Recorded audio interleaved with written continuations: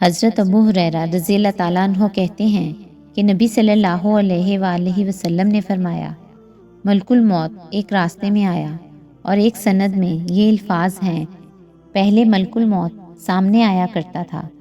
جب موسیٰ علیہ السلام کے پاس آیا تو ان سے کہا، اپنے رب کا فیصلہ قبول کرو۔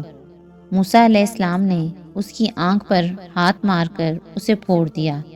ملک الموت اللہ کے پاس واپس گیا اور کہا، اے اللہ، تو نے مجھے اپنے ایک بندے کی طرف بھیجا جو مرنا نہیں چاہتا، اس نے میری آنکھ بھی پھوڑ دی ہے۔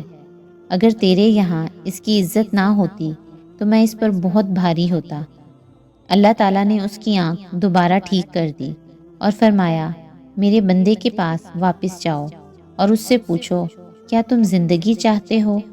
اگر تم زندگی چاہتے ہو تو اپنا ہاتھ بیل کی پشت پر رکھو، جتنے بالوں کو تمہارا ہاتھ ڈھانپ لے تو ہر بال کے بدلے تم 1 سال زندہ رہو گے۔ موسیٰ علیہ السلام نے کہا، اے میرے رب، پھر اس کے بعد کیا ہوگا؟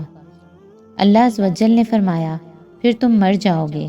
موسیٰ علیہ السلام نے کہا، تو پھر ابھی کیوں نہیں؟ اے میرے رب، مجھے ارض مقدسہ کے مقام پر موت دے۔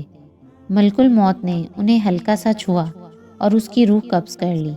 پھر اس کے بعد ملک الموت لوگوں کے پاس پوشیدہ آنے لگا۔